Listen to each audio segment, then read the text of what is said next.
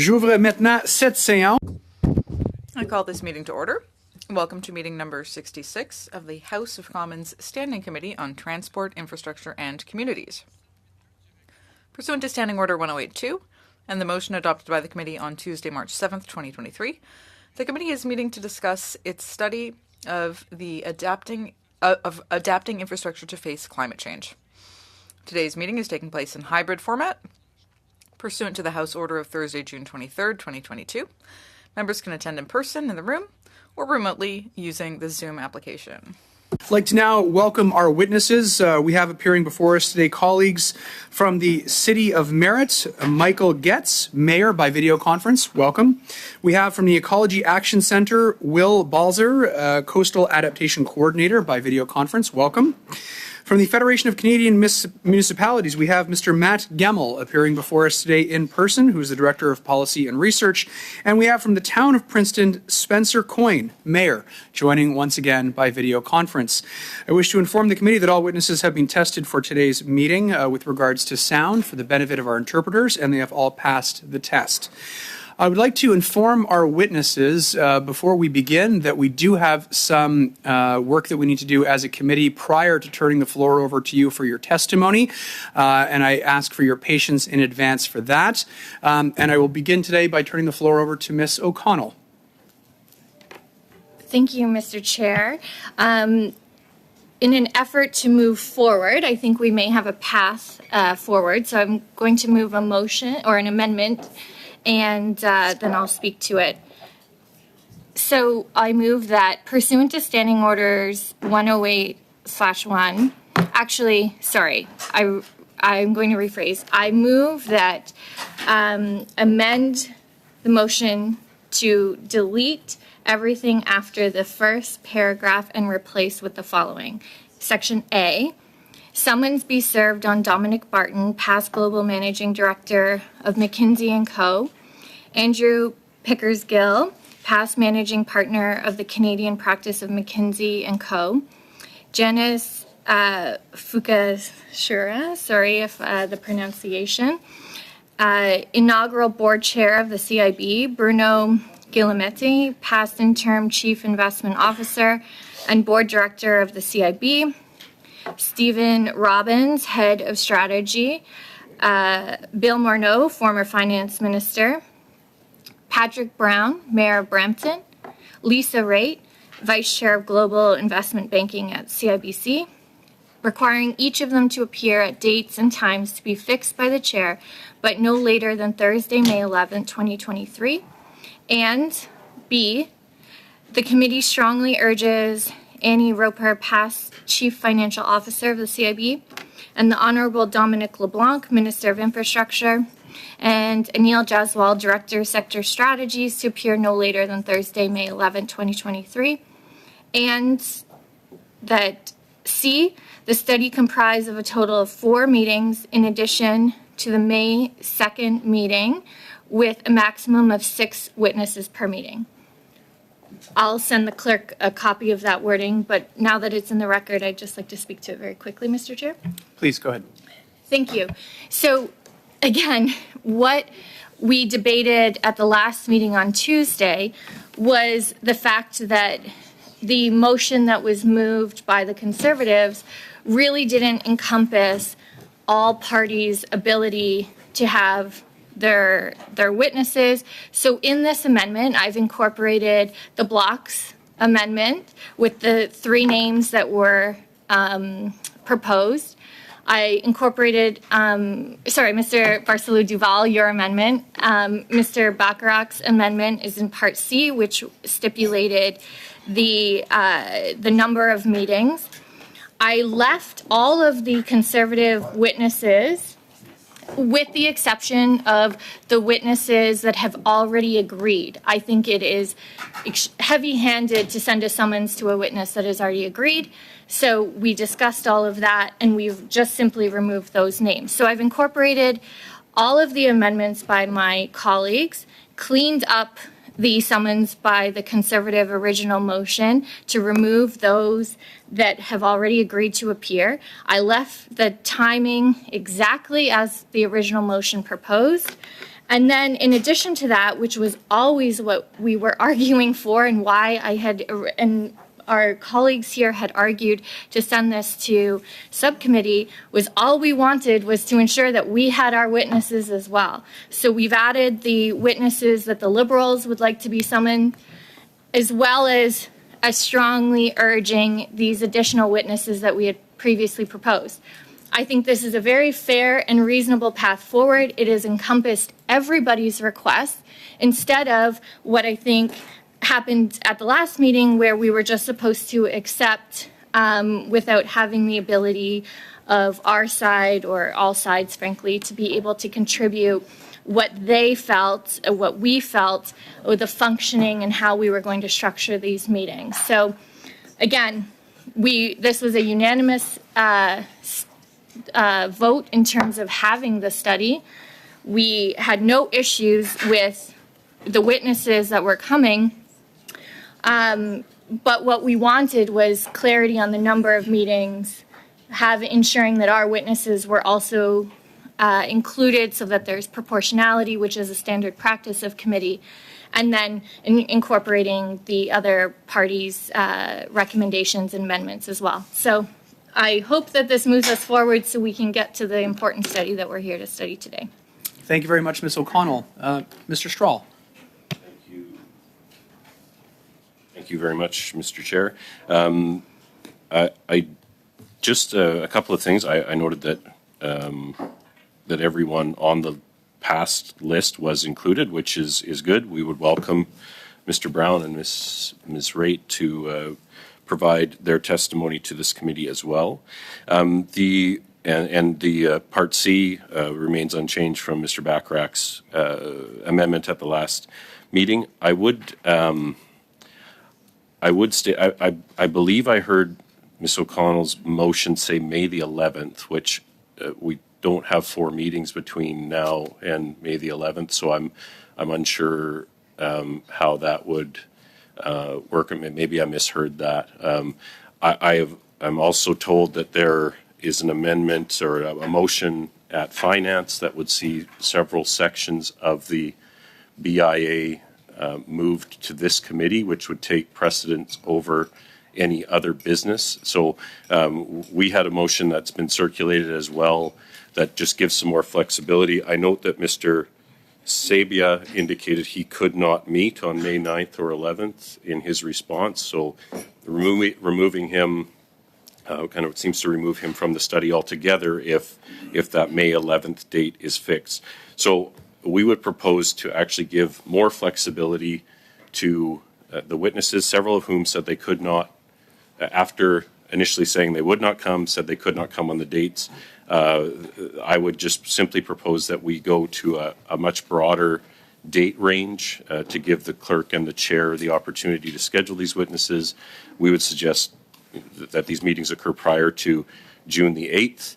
However, I just think May 11th at this time, having come to where we are now, that's 1 week from now.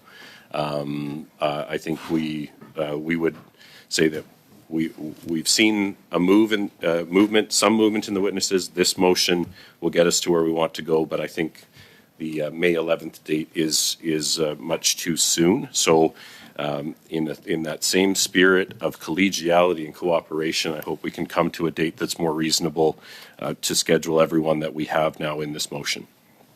Thank you, Mr. Strahl. Before I turn over to you, Mr. Bachrach, is it okay if I turn it over to Ms. O'Connell to address the date? Thank you. Thank you, Mr. Chair. In that motion, it was the Conservatives' date of May 11th that was proposed just on Tuesday. So, yes, the main motion presented by Dr. Lewis had May 11th. I did not change the timing. That was your proposed timing, and that was just 2 days ago. So sorry to interject. I just think it's not our date. It's the Conservative proposal date. Thank you, Ms. O'Connell. Mr. Bachrach.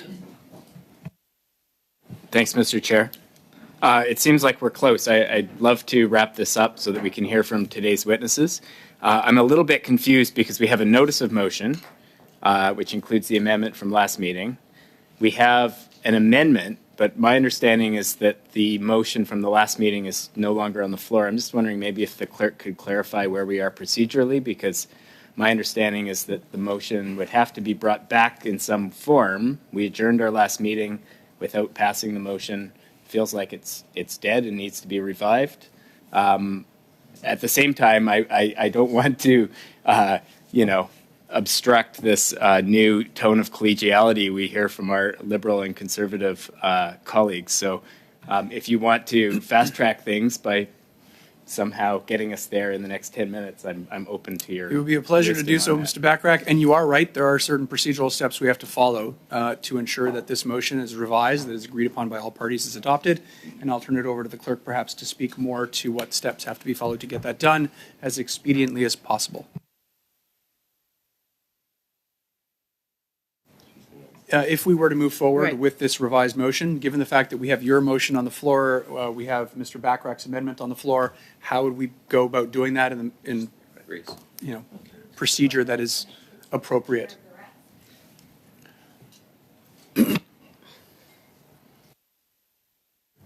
Okay, so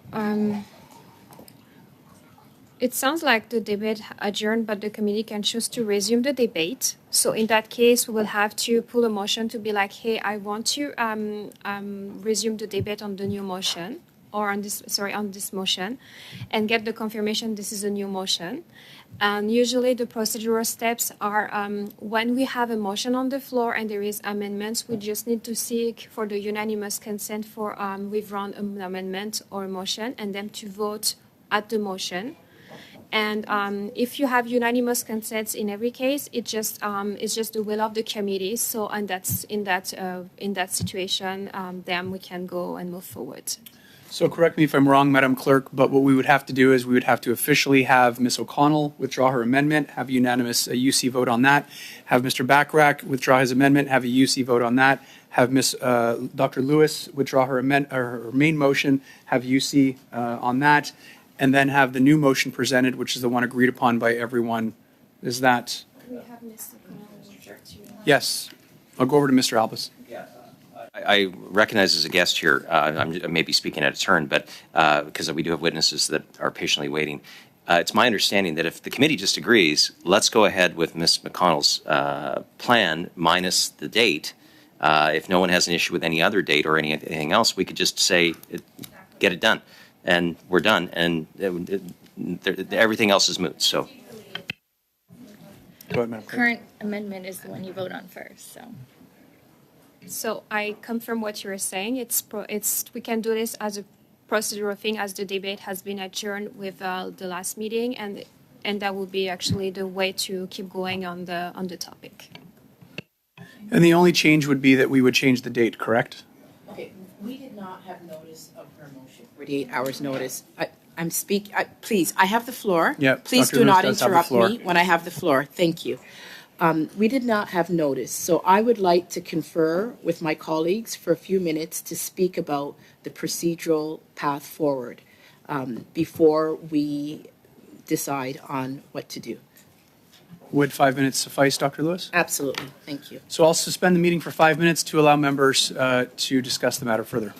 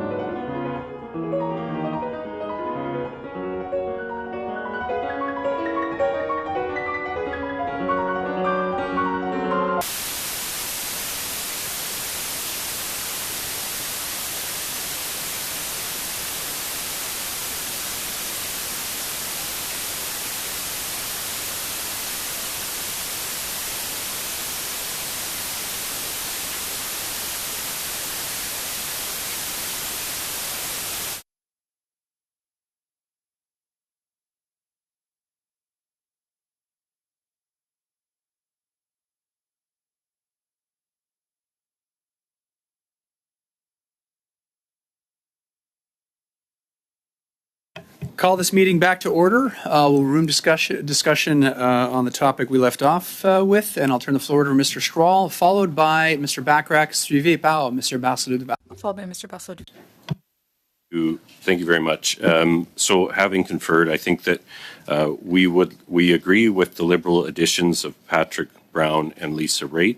We would like Michael Sabia to remain in the motion. He's agreed to come, but there's no timing, and if the timing changes, if he's already agreed to come, the summons will be redundant, but it will be there to ensure that he does appear. And again, the date which we talked about amending, which did not happen because we ran out of time at the last meeting, we are trying to give the chair and the clerk maximum time or maximum flexibility now to recognizing this is the study that we are prioritizing right now. If it helps to either remove the date and just give the clerk and the chair discretion, we can talk about that, but it certainly can't be May the 11th. There's no time for that many meetings. So while that date was a part of an original motion that was tabled in April, we're now several days past that, and so we need to be flexible. And as I said, we need to recognize the business that is coming down the road for this committee. So we think it's reasonable to keep Mr. Sabia in, add Mr. Brown, add Ms. Raitt, and adjust the date. And that's what we'll be prepared to support. And I think we'll all get where we want to be if we do that. Thank you. Thank you very much, Mr. Strahl. Do you have a date in mind that you would like to propose, perhaps? We have June the 8th as a date in mind, by June the 8th. But again, I don't want that to become a stumbling point other than we need to be, we can't propose 4 meetings in C and still keep a May 11th date. Thank you, Mr. Strahl. Mr. Bachrach. Thank you, Mr. Chair. I would like to move that the committee resumes debate on Ms. Lewis's motion of May 2nd. Okay. As amended. As amended. Oui, Mr. Barcelou. Mr. Chair, is the amended motion the one that I have in my hands here, or is it the one that was spoken into the microphone? So I'm finding it hard to follow because the motion that I have here in my hand actually doesn't say the same thing in French and English. There are differences between them. So if this is going to come to a vote, I just want to make sure I know exactly what I'm voting on. Thank you. Correct. To clarify, my motion is to resume debate on Dr. Lewis's motion that was discussed at the May 2nd meeting. Yeah. So it's not the paper we have in front of us. This is something different. It's the motion as amended that we finished discussion on and adjourned the meeting the other day. And I think that's where we need to pick up, since neither the motion in front of us in paper doesn't have 48 hours notice, nor does Ms. O'Connell's motion, which she described as an amendment. But there's nothing to amend because there's no motion currently on the floor at this meeting. Fair enough. So I think that's where we start. Move that we need to make. So all those in favor of resuming debate on Dr. Lewis's motion as amended? All those opposed? Okay. So now we're officially able to do what we want. Yes, Ms. O'Connell. Thank you. With that being said, then I'd like to move the following amendment, which is the spoiler, it's going to be the same one. So thank you, Mr. Bachrach. And before I do that, let me move it procedurally so that we get everything done. That pursuant to Standing Orders 108, bracket 1 and bracket 2, in relation to the committee study examining the role of McKinsey and Company in the creation and beginnings of the Canada Infrastructure Bank, bracket CIB, A, summons be served on Dominic Barton, past Global Managing Director of McKinsey & Co., Andrew Pickersgill, past Managing Partner of the Canadian Practice of McKinsey & Co., Janice Kuksa, I'm butchering that name, I apologize, inaugural board chair of the CIB, Bruno Guillemette, past interim chief investment officer and board director of the CIB, Stephen Robbins, head of strategy, Bill Morneau, former finance former Minister of Finance, Patrick Brown, Mayor of Brampton, and Lisa Raitt, Vice Chair, Global Investment Banking at CIBC, requiring each of them to appear at dates and times to be fixed by the chair. And I'll just leave it there. That B, committee strongly urges Annie Roper, past Chief Financial Officer of the CIB, and the Honorable Dominic LeBlanc, Minister of Infrastructure, and Anil Jaswal, Director, Sector Strategies, to appear. I'll just leave it there after Sector Strategies, sorry. And C, that the study comprise a total of 4 meetings in addition to the May 2nd meeting, with a maximum of 6 witnesses per meeting. And if that is in order, then I'd just like to speak to it very briefly. Looking around, I don't see any objection. Go ahead, Ms. O'Connell. So thank you. So the 2 changes I made were that were left the dates left out, because with the Mr. Bacharach's previous amendment that is also built in, it's a maximum of 4 meetings. I recognize that if the Conservatives or the movers had timing in their previous motion once they moved it on the floor that was untenable, fine, but now that we have a structure and a format of 4 maximum meetings, I did not move to remove, is it Mr. Sabia? Again, if the Conservatives want to, if that's a hill that they want to die on for a witness that has actually already agreed to appear, does not require summons. If they want to go that heavy-handed route, I think it's really unnecessary. So I'm not prepared to add Mr. Sabia. I don't think my colleagues, we think that if we're going to go down this route, we should respect witnesses that have agreed to appear here, and there shouldn't be any sort of shaming or embarrassment of a witness who's already agreed. So we've incorporated the timing, flexibility, and everybody's motions, and I hope this will bring it to a close so we can get to the important study before us.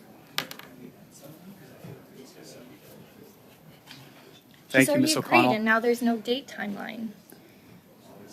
I think there's some general agreement for this. The one thing I was asking Mr. Strahl offline was, I think there's a certain level of agreement that we want to do right by witnesses who have agreed to appear, but there is a strong argument that's being put forward that says if they change their mind, we don't want to leave the clerk in a situation where she's unable to have them appear. So is there some form of wording that we can use that says that, in addition, perhaps if those that have agreed to appear that are on the priorities list decide not to, that they then can be, so that we achieve what we would like to achieve as a committee, which is having them appear before the committee, but also do right by them because they have agreed to appear without a summons. Does that make sense to everybody? Mr. Chair, can I just propose? Yes, Ms. O'Connell.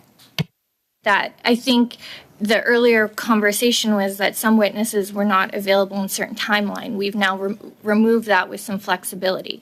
I think, would it be fair as a committee, I don't think you need a amendment that the clerk can just report back. We do this all the time at committee. The clerk can report back on terms of how meetings are shaping up, witnesses have confirmed, not confirmed, and then the committee could decide to move forward at that time. I don't think you need a formal motion for the clerk just to report back in terms of scheduling and regular committee scheduling business. Thank you, Ms. O'Connell.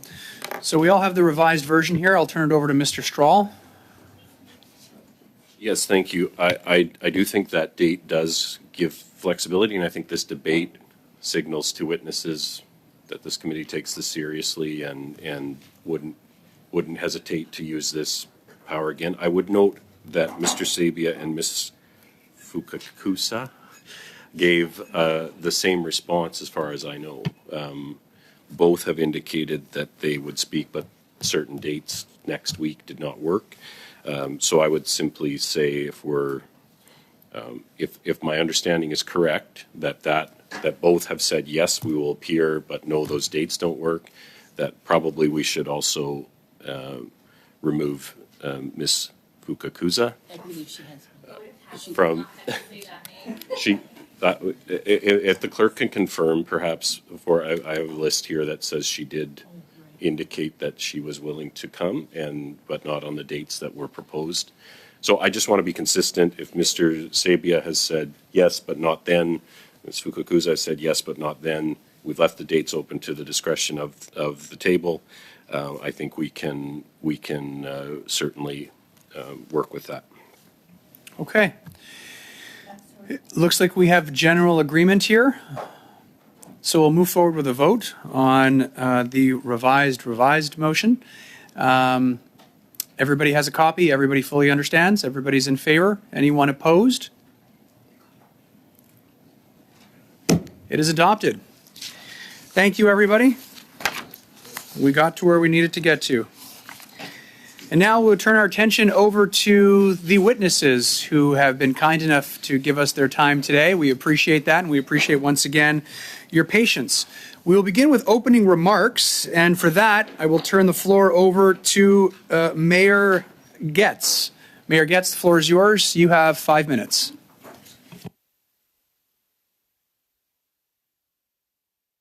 Thank you very much. Thank you for the invitation to appear before the Standing Committee on Transportation, Infrastructure, and Communities to testify regarding our study on adapting infrastructure to face climate change in Canada. I'm pleased to address you from the City of Merritt and also from the traditional, ancestral, and unceded lands of the Nkakapla and Silk people.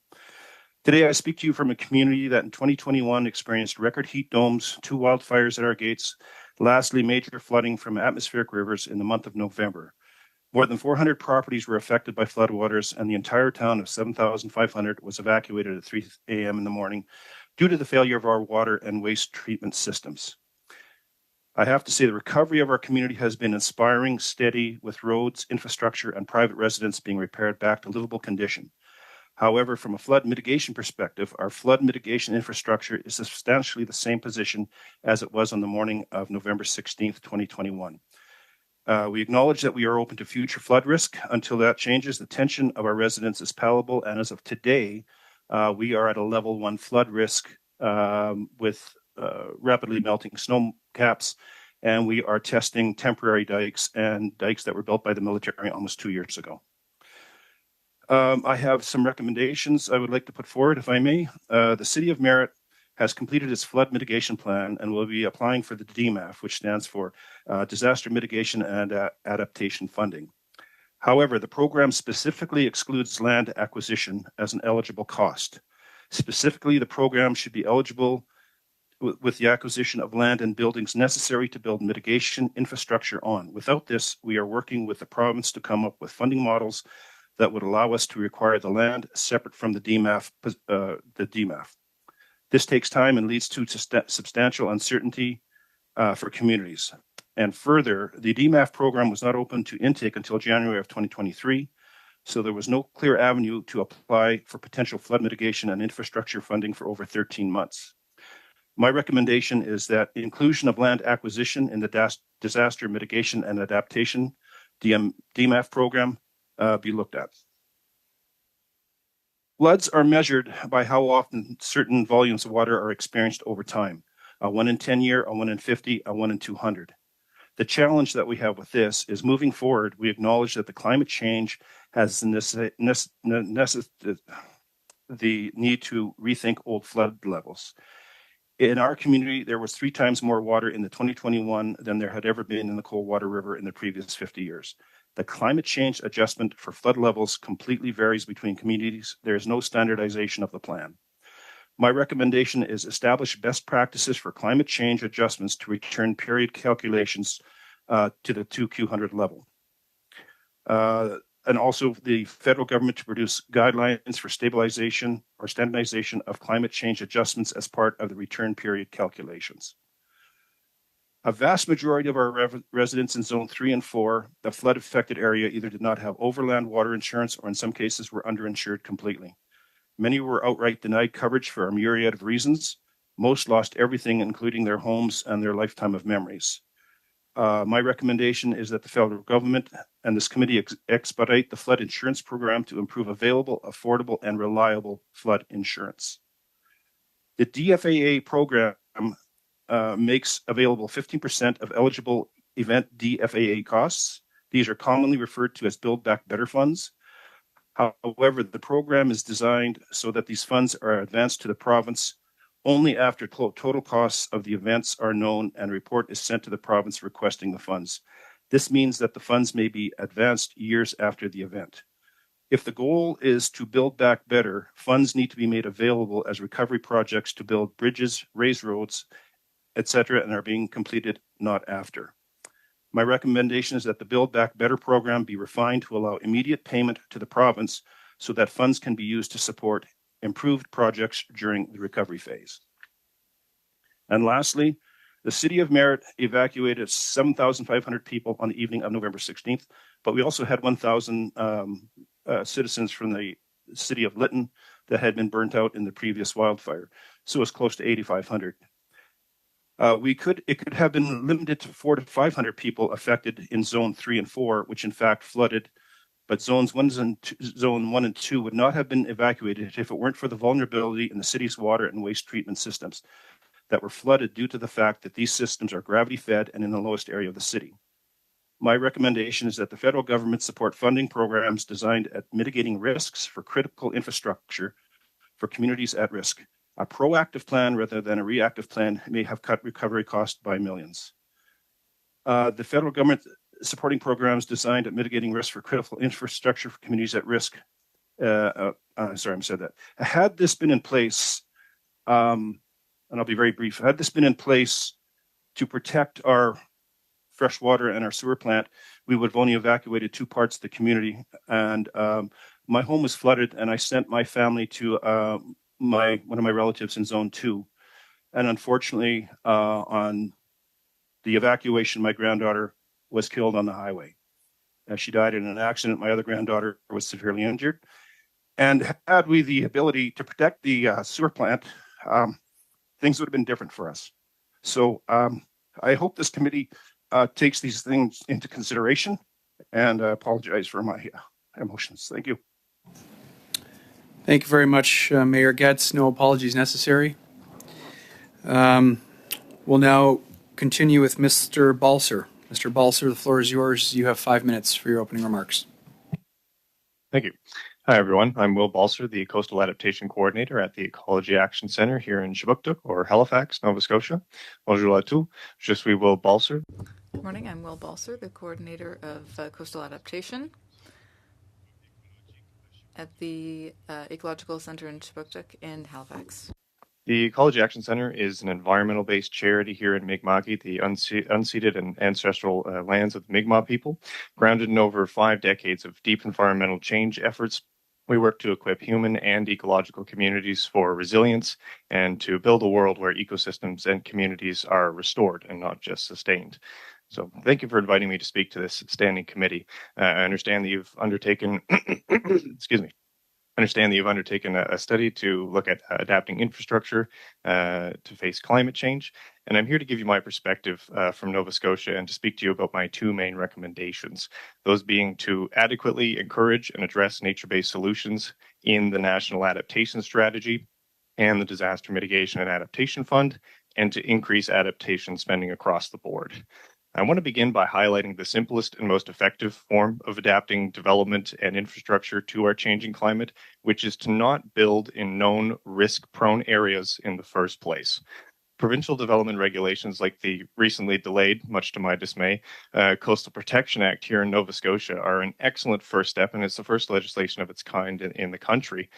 But they're most effective if implemented immediately, especially where we in Nova Scotia and the Maritimes are facing the highest relative sea level rise rates in the country, well over a meter by 2100.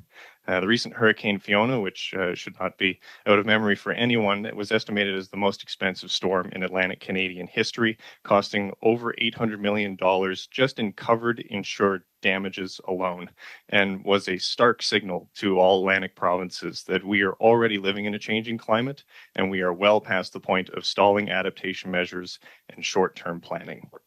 Every dollar spent invested in adaptation now will save at least $15 in future costs. Unfortunately, we're currently spending some of that money to help rebuild communities and infrastructures in areas that were just leveled by floods, erosions, and storms, instead of recognizing the need to change our relationship to the land and adapt to, again, our changing climate as we speak. I'm really pleased to see language for adaptation and funding for adaptation infrastructure developing in Canada over the last few years through the National Adaptation Strategy and the Disaster Mitigation and Adaptation Fund. But I want to be very clear that the lack of inclusion and consideration of nature-based solutions is very disappointing. Nature-based solutions can range from land conservation, urban tree planting, wetland and ecosystem restoration, and a multitude of options under the spectrum of living shorelines, and all focus on implementing the existing defense capabilities and services provided by ecosystems and native species. Adaptation infrastructure that includes the planting of those native species and the protection and restoration of local ecosystems and biodiversity has been proven to be more cost-effective both on the initial installment and development costs and much more effective in the long-term maintenance costs. So in short, adaptation, yes, absolutely, love to hear it across the board, but I want to make sure that we're modernizing our adaptation measures beyond just throwing rocks into the ocean and crossing our fingers. Please recommend updates to both the National Adaptation Strategy and Disaster Mitigation and Adaptation Fund, requiring and incentivizing the implementation of nature-based solutions in adaptation infrastructure, and at the end of the day, adequately fund adaptation measures. Thank you. I look forward to your questions. Thank you very much, Mr. Balser. Next, we have Mr. Gemmell. Mr. Gemmell, the floor is yours. You have 5 minutes for your opening remarks. Great. Thank you, Mr. Chair. Bonjour. Tuesday. Good morning, everyone. Very pleased to be here with you in person for a change, which is nice. And I want to recognize that we're in the city of Ottawa and on the unceded, unsurrendered territory of the Anishinaabe Algonquin Nation. FCM is the national voice of local governments. We represent over 2,100 communities from coast to coast to coast. And climate adaptation is a critical priority for every single one of those communities. And so I want to start by thanking the committee for making this topic a priority of your current study and inviting FCM to present to you today. We all know that in the past few years, Canadians have experienced record-breaking heat waves, flooding, hurricanes, and wildfires that have wreaked havoc on homes, businesses, and communities. We've already heard directly from a mayor about the very real and human impact that climate change is having today in Canada. Canadians rely on municipal infrastructure every day, and yet, according to Statistics Canada's Core Public Infrastructure Survey, 14% of municipal waste, water, and transportation infrastructure is currently in poor or very poor condition and requires immediate repair or replacement. FCM has estimated that the cost of replacing or rehabilitating just these assets alone is in the range of $175 billion. And that figure doesn't factor in the chronic impact that climate change is having on existing municipal infrastructure, nor the infrastructure that we need to build to protect Canadians from disaster events like floods. With municipalities collecting less than 9 cents of every tax dollar paid by Canadians, there's a mismatch between the impact of climate change on municipal infrastructure and the revenue tools that municipalities have to tackle the issue. Climate change is just one reason why municipalities urgently need a new fiscal framework that better aligns revenue with population growth and the infrastructure and services that Canadians expect in the 21st century. FCM welcomed the National Adaptation Strategy that was released last fall. This new framework signaled meaningful progress toward a whole-of-Canada approach to climate resilience. FCM advanced 4 priorities in the lead up to the National Adaptation Strategy. The first was to invest in climate data and local and regional risk and vulnerability assessments. The second was to integrate climate risks into public sector decision-making. Third, build effective collaboration and climate governance. And fourth, scale up investment in resilient public infrastructure and nature-based solutions. I'm pleased to say that the NAS makes important progress on the first 3 of these priorities. However, we are still a long way away from the level of investment that is needed to ensure climate-resilient public infrastructure. The National Adaptation Strategy also included exciting new investment in FCM's Green Municipal Fund to support community-based climate adaptation initiatives. Broadly, this programming will support the completion of local climate risk and vulnerability assessments and the integration of climate risk into municipal infrastructure and operations, all with an aim to help municipalities better understand, mitigate, and respond to local climate risks. In concrete terms, we expect the new program will support 1,400 community-based climate adaptation initiatives by 2031. Through this programming, our Green Municipal Fund is also looking to help municipalities assess the potential for private sector participation in adaptation financing, which is a new area. The National Adaptation Strategy did include an increase to the Disaster Mitigation and Adaptation Fund, which has already been mentioned today. And that funding of $489 million was described in the strategy as a down payment on the larger scale funding that the federal government acknowledged is required to truly meet the challenge posed by climate change. In 2020, FCM partnered with the Insurance Bureau of Canada to put a number on the level of investment required to adequately protect communities. According to the report's findings, avoiding the worst impacts at the municipal level will cost an estimated $5.3 billion per year, or the equivalent of 0.26% of Canada's total GDP. To address this gap, FCM has been calling for an immediate top-up of $2 billion and a long-term investment of $1 billion annually for the next 10 years in the Disaster Mitigation and Adaptation Fund. Municipalities were disappointed that climate adaptation was not a priority in Budget 2023, and we continue to call for increased funding through the Disaster Mitigation and Adaptation Fund. Adapting to climate change is expensive, but the returns are impressive. Every dollar we invest can save as much as $13 to $15 in future costs. I think we can all agree that it is our collective interest to invest upfront to prevent and mitigate disasters rather than paying for the cost of cleanup and recovery in the wake of a disaster. Thank you. Thank you very much, Mr. Gemmell. And finally for today, we have Mayor Coyne. Mayor Coyne, the floor is yours. You have 5 minutes for your opening remarks. Thank you. Proud to join you today from the ancestral and unceded traditional territory of the Similkameen people.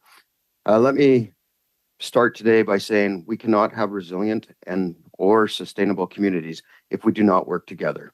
The threat from climate events is real, and in my community, we have climate refugees right now in temporary housing. Rural British Columbian communities like Princeton, Tulameen, and Merritt are the very face of climate change in Canada. From unprecedented floodings to relentless fire seasons, the climate emergency is not a what if, we are living it. When I was asked to speak today, I was going to focus on the need for national flood strategy. Communities like Princeton are facing hundreds of millions of dollars in mitigation work to adapt to the new climate reality. Canadian communities like ours need senior levels of government to be the largest partner at the table when we are talking about flood mitigation. Most of our rivers in BC are salmon bearing or part of an international water agreement. We have miles upon miles, if not hundreds of thousands of miles of dike works that protect communities and unincorporated communities that are orphan dikes. Nobody's helping. The very point that the NAS, the National Adaptation Strategy, points out that roads, infrastructure, and economy, those depend on the very dike networks that protect these systems. 40% through DMAF does not reflect the reality of small communities that are facing hundreds of millions of dollars in infrastructure upgrades post-flood. Local government is trying to do what we can. We have the ability, but we do not have the ability to fund this alone, and we have the least access to funding. I would therefore like to recommend that the federal government create a national flood mitigation strategy with the funding allocated by risk and recovery, not population. The NAS and all levels of government speak to resilient economies and healthy communities, but there is no program to assist in mass relocation of areas out of floodplains.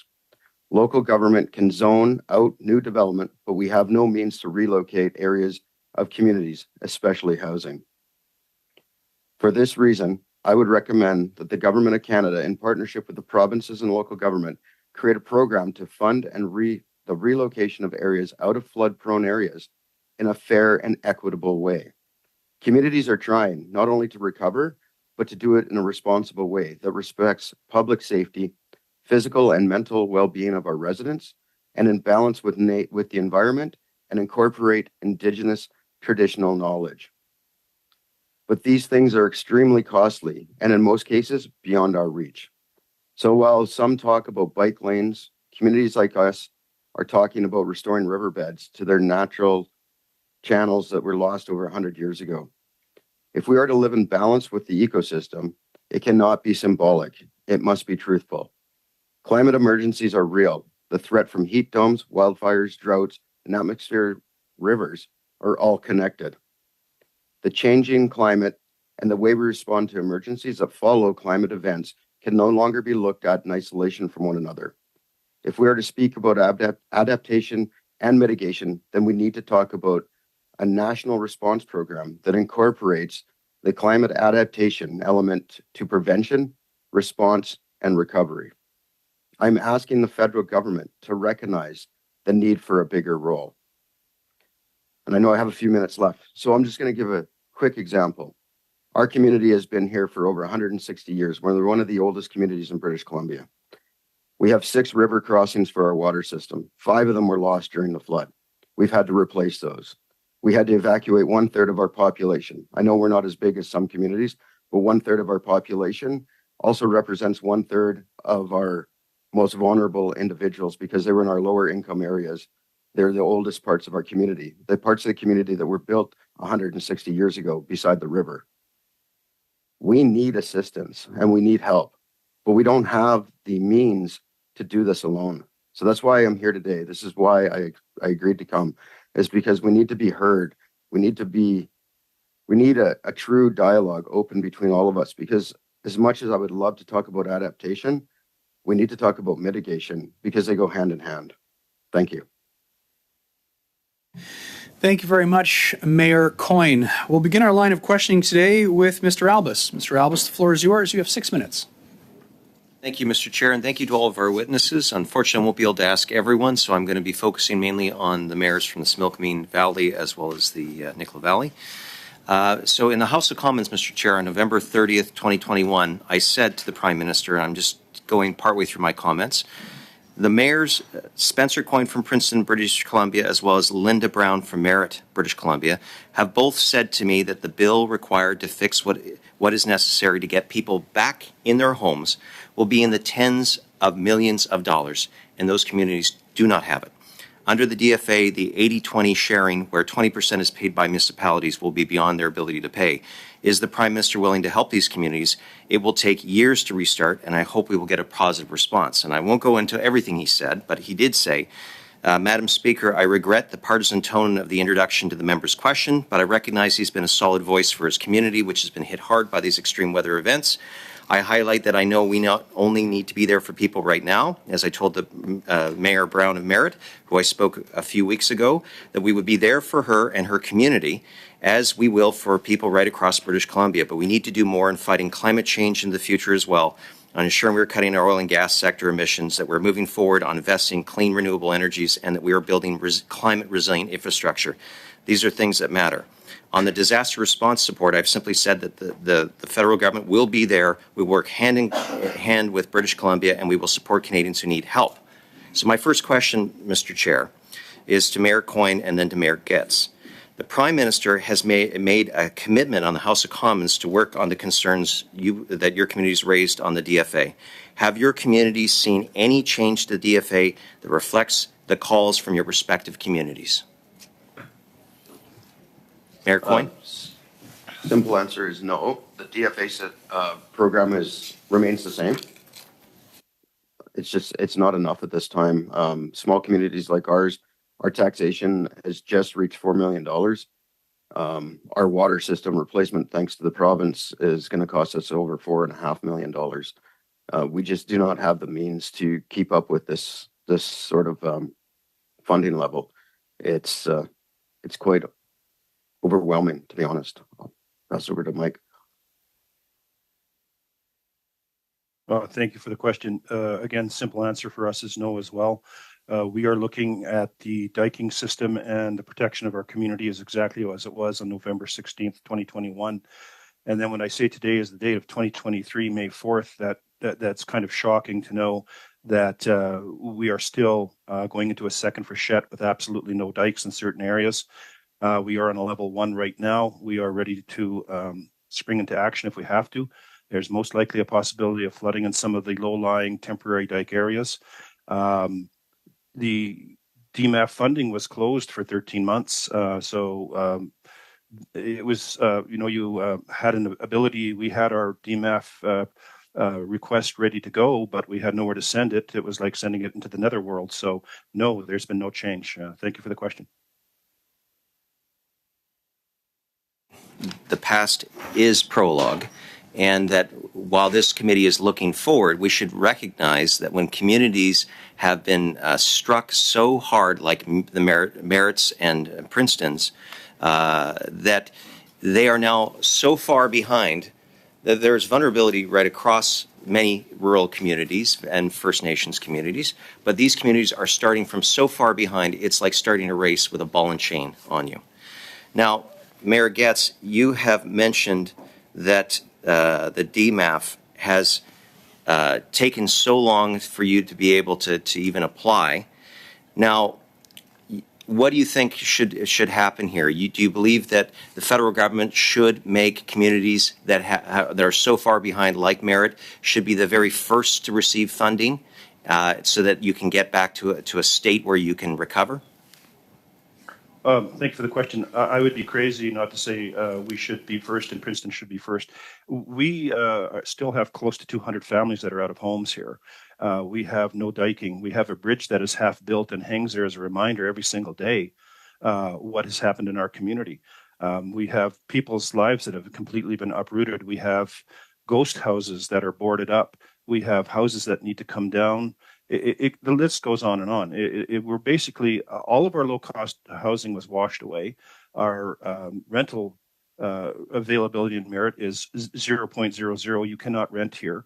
This, again, is going to start to affect our investment in our community. People will not want to invest in a community that is so highly damaged.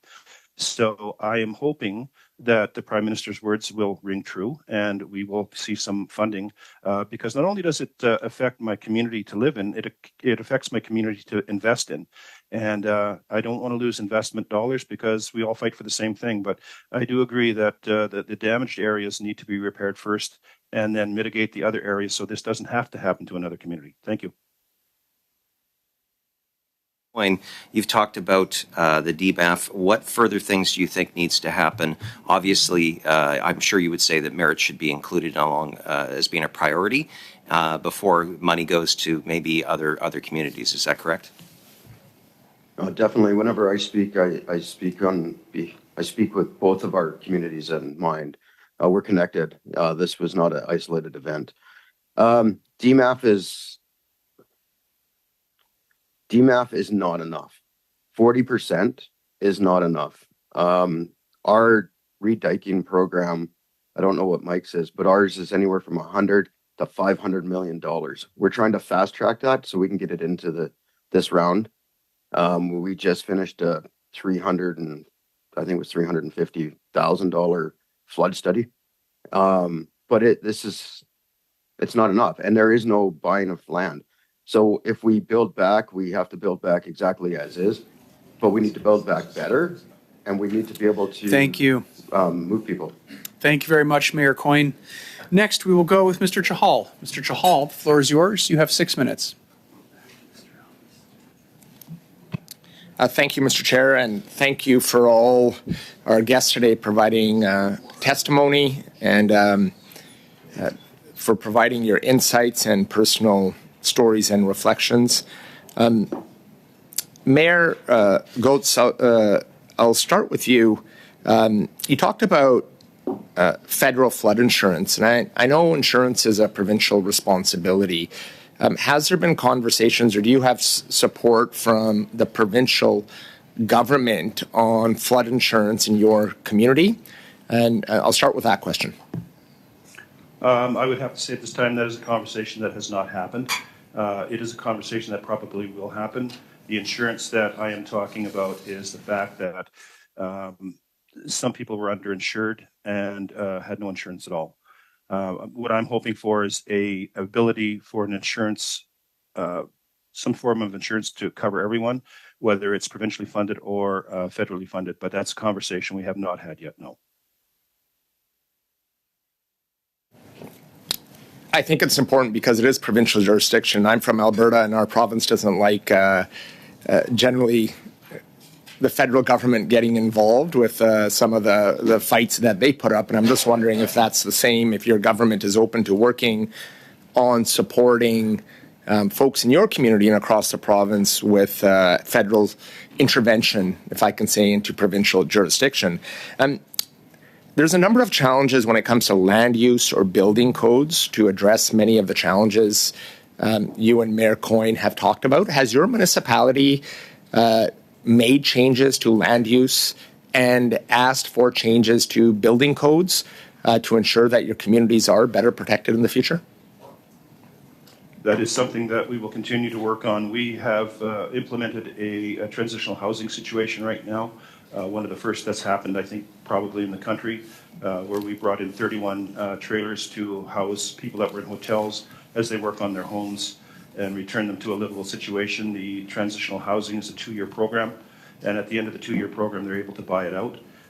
Or they're able to, what the whole idea is to help them repair their homes as they're in it, and then they can move back into their homes. So it's one of the first things that we've done.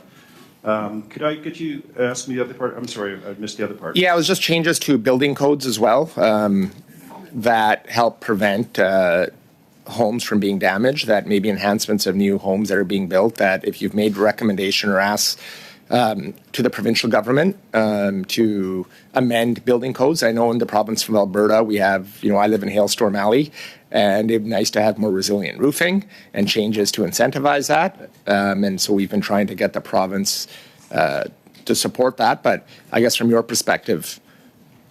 Well, we have the mobile homes that were damaged. They now have a different way of being set up. They're higher. They're now anchored down.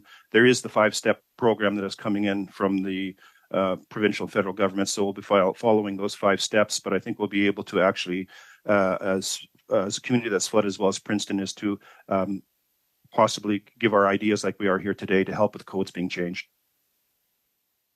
Further information or submissions on some of the areas of the building codes that you'd like to be changed, so we could look at how that can be incorporated.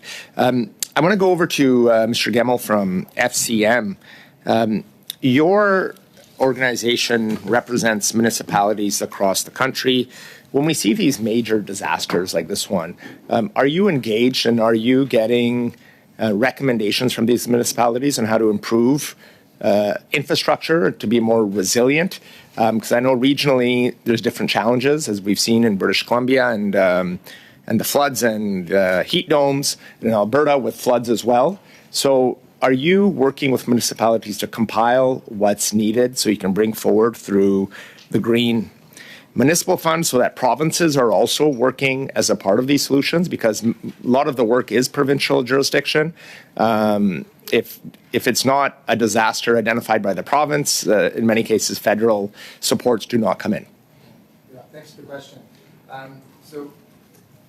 Thank you for the question. I think key to adapting to climate change is intergovernmental cooperation. I think one of the things we were pleased to see, and one of the things we recommended as part of the National Adaptation Strategy, is that it's all orders of government working together, playing their respective role. No order of government can do it alone. We've certainly heard clearly concrete examples this morning of how municipalities can't do it alone. There's a role for provinces. There's a role for the federal government. We hear regularly from municipalities the kinds of stories we've heard this morning around the lack of local fiscal capacity to invest in infrastructure. And we certainly have been making recommendations to the federal government through the National Adaptation Strategy and other forums. Through our role with the Green Municipal Fund, I mentioned program funding that we were awarded in the National Adaptation Strategy. It's $530 million.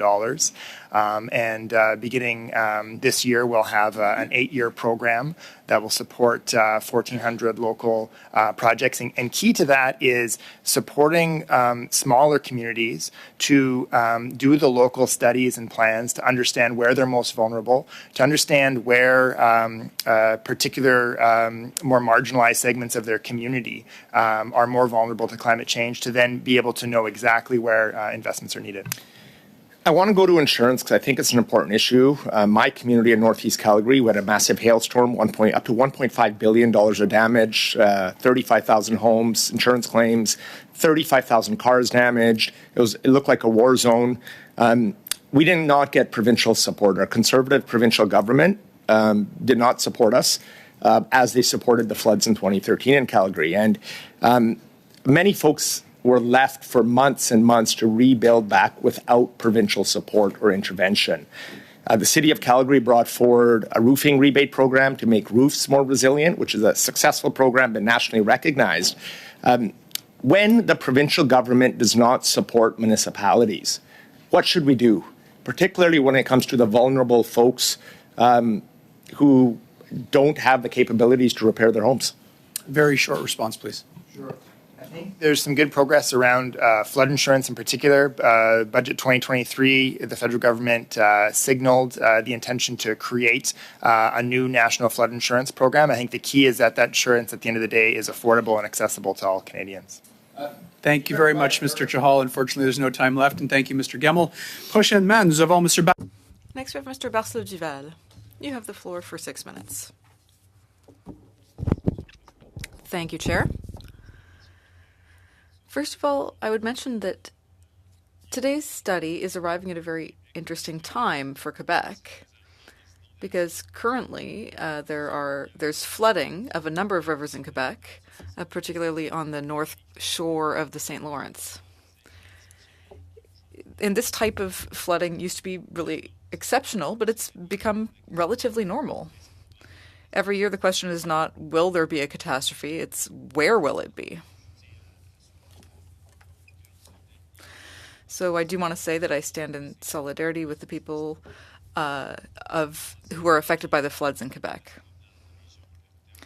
We previously had flooding in the Ottawa region as well, around Saguenay-Lac-Saint-Jean, around Saint-Jean-sur-Richelieu, Saint-Martial-le-Lac, and other areas.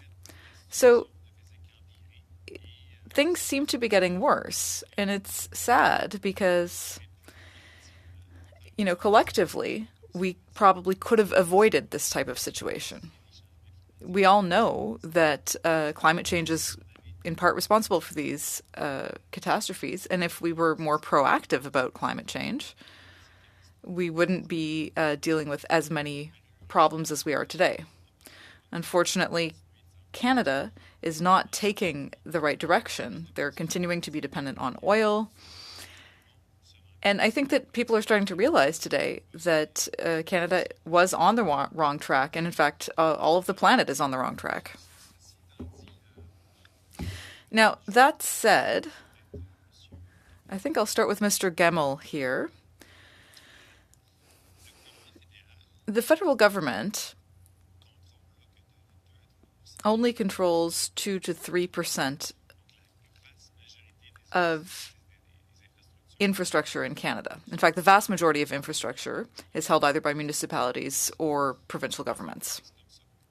So given that, how can the federal government play a role that makes sense, that is helpful, but that also respects the fact that, they only actually control 2 to 3% of infrastructure?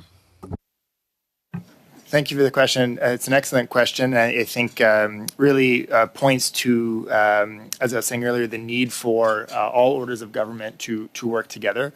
The federal government does have a role to play, but it's limited. Provincial governments have a very important role to play with legislation, with building codes, as was mentioned earlier, and municipalities, as you rightly noted, own the majority of public infrastructure in the country and have a critical role to play around land use planning. So it needs to be all orders of government working together.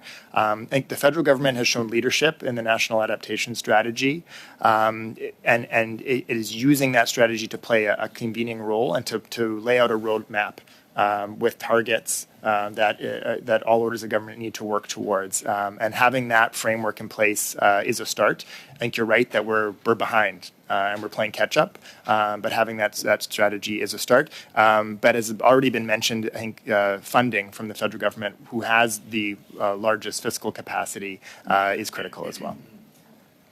Merci. Thank you. And speaking of the federal government's financial capacity, in the last budget that they tabled, which, we criticized and the Conservatives criticized as well because it ran a big deficit, but it included tables showing that in the long term, the federal government will probably clear its debt around 2055. But, we've heard the municipalities saying they don't have enough financial capacity. Provinces are saying the same thing. In Quebec, we don't have enough funding to meet pretty basic needs like health and education. And also, we need to adapt our infrastructure and get it up to date. So if we look at revenue and needs, what do you think needs to be done? Well, it's certainly a challenge from a municipal perspective. I'll give you an example, I think, that illustrates the current insufficient revenue tools that municipalities have.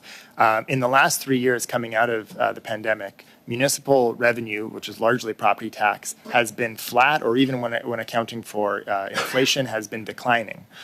Meanwhile, as we came out of lockdowns and out of the pandemic, provincial sales tax and income tax and federal income tax and sales tax has increased substantially.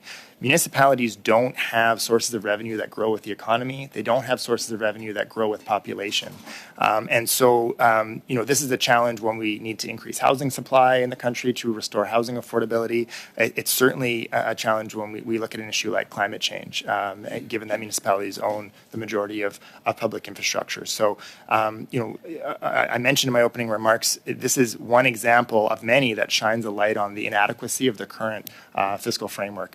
The costs are massive. It's not going to be easy. There may be a role for private finance when it comes to investing in infrastructure, given the scale of the challenge, but it's going to require a long-term investment plan. I think some new creative ways of funding it. Monsieur Guimel, Mr. Gemmell, I'm going to give you an example here that's relevant to what we're studying today, adaptation and climate change as it affects infrastructure. Now, if we ask the FCM to choose between a new program, let's say a new $500 million federal program to update infrastructure to make it more resilient, or say, okay, we'll give an additional $500 million in tax revenue to the cities, and then the cities can use it for adaptation and climate change, what would be preferable? Would you rather see money given to the people who actually have the expertise, who own the infrastructure, or creating more federal programs? Now, I'm not saying we should never have any federal programs, but I would like to hear you on this. Please, Mr. Gemmell, if possible. Sure, thank you. FCM has heard loud and clear from our members that predictable sources of transfers from the federal government directly to municipalities, like the Canada Community Building Fund, is an ideal way to fund municipal infrastructure, giving them the predictability.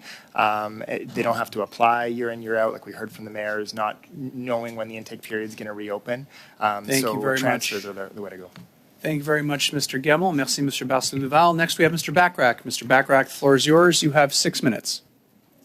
Thank you, Mr. Chair, and thank you to all of our witnesses. Good to see you in person, Mr. Gemmell. I'm going to have some questions for you. I know FCM is very attuned to the needs of municipalities right across the country, and your remarks on climate adaptation and climate risk, I think, are very pertinent. It feels sometimes like we're sort of sleepwalking into something much bigger than we currently talk about. Not only is there a massive existing infrastructure deficit faced by almost every community across the country, but we know that climate change is worsening, that the severity and frequency of extreme weather events is increasing. We saw the atmospheric rivers in British Columbia. And so this is getting worse and worse, and yet we aren't investing nearly enough to even deal with what we're already seeing in terms of infrastructure deficit. Now, your question, I'm reflecting on the comments from the two mayors that we have with us, and your point about aligning funding with population growth struck me. I come from a community whose population hasn't changed since the 1990s. Many rural communities across Canada are losing population, and yet these communities have very real infrastructure needs, many of them related to climate risk. Is there my question is, if we move towards a funding system that puts more emphasis on population growth, do we not risk leaving behind rural communities that have very real needs in relation to climate risk? Yeah, thanks for the question. Terrific point. I think when it comes to funding for climate adaptation, regardless of the funding source, one of the recommendations FCM made in the National Adaptation Strategy is that we need to be prioritizing investment in communities that are most at risk. And that's partly from an equity perspective, because it is often lower income or marginalized, racialized communities that are at higher risk of climate change. And it's because of the cost-benefit analysis of reducing risk from those communities. The comment about linking to population growth is related to climate change, but more related to the outdated fiscal framework we have for municipalities. The country is growing. We had more population growth last year than we have since the 1950s. That's a good thing. I think we can all agree on that. But communities, many communities of all sizes, not just the bigger cities, that are growing quickly, don't have the financial resources to invest in infrastructure, to increase housing supply, or to adapt to climate change. My next question is around how we pay for all of this, and the numbers are quite dramatic. You indicated here the Insurance Bureau of Canada suggests that $5.3 billion per year is required to avoid the worst climate impacts. We're investing a lot of money in infrastructure that is not directly connected to climate adaptation. I noted that the Ontario provincial budget is investing $28 billion over 10 years in highway expansion. Do we just do everything more? Invest more in growth, invest more in adaptation? Like, where does this money come from? Or is it a situation where we have to take a hard look at where we invest public money and say, actually, there are things that we need to reduce investment in so that we can shift investment onto these critical priorities to protect what we have and ensure that communities like Merritt and Princeton aren't facing the situations like they've faced? Yeah, I think the reality is these are tough decisions for elected officials at all levels of government. I think what I would say is that whatever we're building, whether it's a new hockey rink, whether it's an upgrade to a highway, we need to be rebuilding or building that to a higher standard, right? That we need to be complying with codes and standards that are taking climate change into consideration, and we need to be incorporating the best climate science, the best data into that. So whatever we're building or rebuilding needs to be built to a higher standard, and we also need to be dedicating investment in infrastructure and natural infrastructure that has an explicit purpose of protecting communities. Okay, I guess all of that requires more money. So yes, we should build the things that we want to build in more robust ways so that they don't wash away when the rain comes. But are there enough resources out there to do all of the things that we're currently doing, plus do all of what's required to protect infrastructure from extreme weather and rebuild a lot of our infrastructure that wasn't built to accommodate the 200-year floods that the mayors were talking about? Yeah, I would say it's clear that we aren't allocating enough resources currently when it comes to climate change, and that's going to require all orders of government increasing the amount of investment. It's not FCM's recommendations that not that it all comes from the federal government, but to get to that $5.3 billion a year, we're going to need to increase spending at all levels of government. Earlier, Will Balzer indicated that there should be stronger provisions to prevent building in high-risk areas. Mm-hmm. Is that something that FCM supports? And if so, what would that look like in terms of specific federal requirements or provisions? It is something that FCM supports. The key, though, is that there is support for businesses, homeowners to relocate when that's deemed to be the best, most cost-effective option. And currently, as was noted, either through the DFAA program or through the DMAF, the Disaster Mitigation Adaptation Fund, we don't have the eligibility criteria we need to support a relocation or strategic retreats. No. Thank you. Thank you very much, Mr. Bachrach, and thank you once again, Mr. Gemmell. Next, we have Mr. Albus. Mr. Albus, the floor is yours. You have 5 minutes. So first, I'm going to start with Mr. Getz, or Mayor Getz. You went on the CBC The House program, and you basically had some very basic criticisms on the national adaptation strategy. that had been put out there. And in response, Bill Blair, the Honorable Bill Blair, said specifically that there were hundreds of merits. First of all, I think it's important, I'm sure you'll agree with me, there is only one merit, BC. Is that correct? Correct. There is only one merit, BC, and there may be hundreds of communities that might be facing what we have faced in the future, but they're not Merritt, they're not Princeton, they're not Abbotsford. Yeah. Merritt is Merritt. Yeah.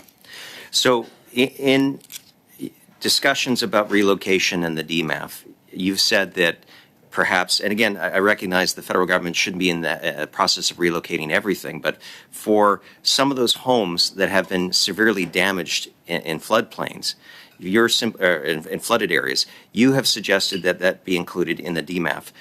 I understand there's a personal example you can give of why the federal government should be participating in that particular area of damaged homes. Can you maybe just give the committee an example? Sure, I can. We have a family, her name is Jennifer Biddlecombe, and her husband Everett is in a fight for his life. He has liver cancer. Their home was severely damaged on the Pine Street area. They cannot sell it, they cannot fix it, they cannot do anything with it. The whole idea was to sell the property to cover his costs for his liver transplant. They've been caught up in the non-buyout, or we call it CLAP, the Coldwater Land Acquisition Plan, is not able to go forward to not only buy them out, but the 37 other people that are waiting for their lives to get back to normal. As a mayor, I had to sit and listen to this, so I have decided as Mike Getz, not the mayor, to do fundraising to help raise money for Mr. Everett Biddlecombe's liver transplant. View, Mayor, on a personal and professional basis. But it also has a cost to the municipality because you can't move forward with diking if you have some of these properties that need to be moved off as part of the overall plan. Is that correct? That is correct. These houses have to be taken care of in order for the new diking to go ahead. We also have to relocate the river. We have a temporary dike protecting Pine Street, but eventually it has to go back to its original flow. And these houses would then become they're unattainable. You couldn't get to them. So, yes. Coin, I know also you're on the Regional District Board. Which communities are also at risk in the RDOS if diking is not dealt with by the provincial and federal governments along with you?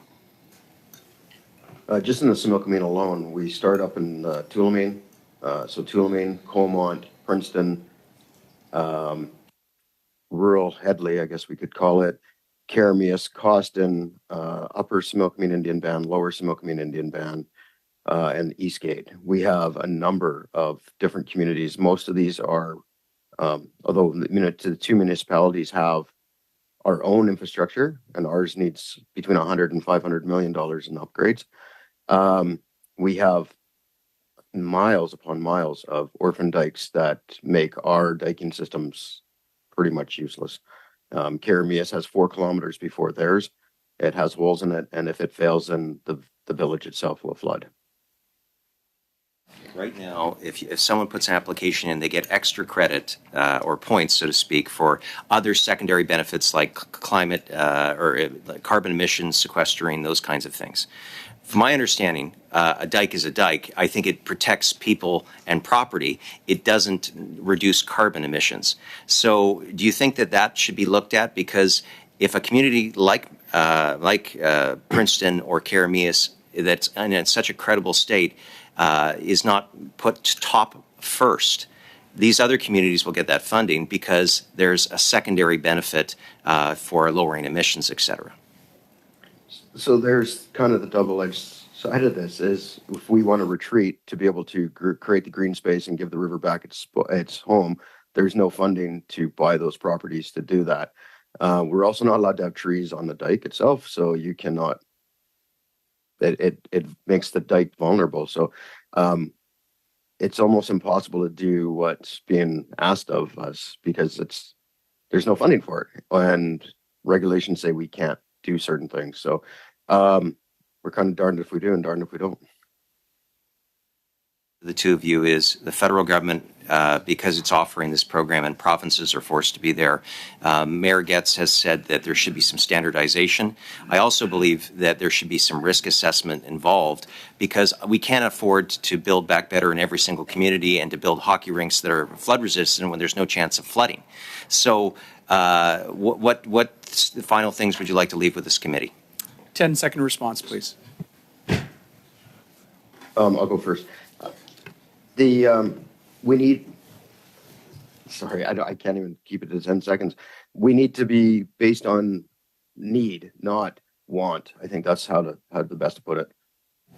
Thank you very much, Mayor Coyne, and you very much succeeded in keeping it to 10 seconds and very succinct. Thank you very much. Sure. Why don't we give it up to Mr. Getz as well? Mayor Getz, do you have 10-second response as well? I would have to go with Mayor Coyne's position. What we're looking for here is, I understand that we should be looking at the areas that are flood affected and at risk, and the areas that aren't, we should be not looking at those. Thank you very much, Mr. Albus, and thank you to both of our mayors. Next, we'll go with Mr. Rogers. Mr. Rogers, the floor is yours. You have 5 minutes.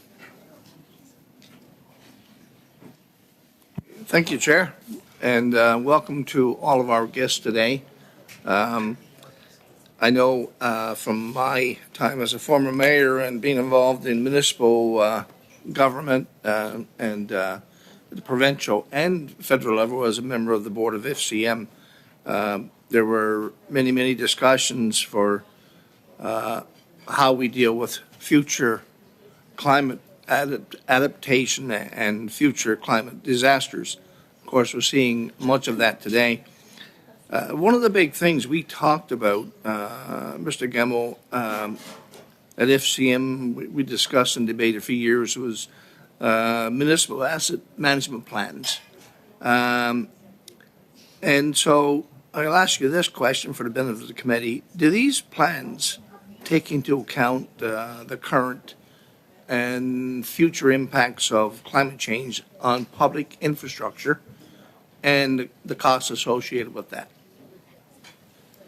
Yeah, thank you very much for the question, Mr. Rogers. So asset management planning is something that FCM has been advancing, supporting our members with for a number of years now, in part through a program funded by Infrastructure Canada called the Municipal Asset Management Program. And one of our recommendations to the federal government as part of the National Adaptation Strategy is that asset management planning can be a very effective way to integrate climate considerations throughout municipal government's operations.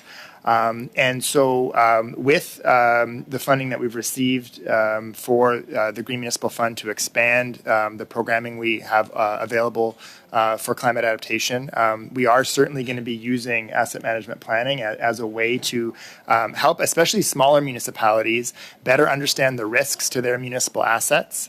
And then to identify where they need to be prioritizing action through an asset management plan.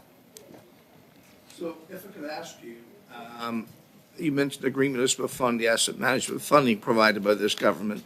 How has that been distributed to municipalities across the country?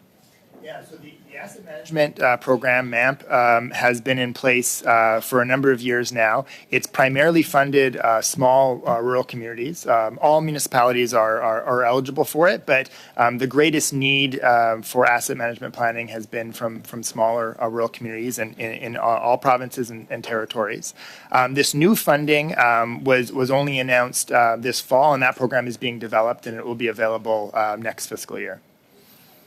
So would you agree that the communications around that fund to smaller municipalities is important? Has it been done and done well so that all towns know that they're available?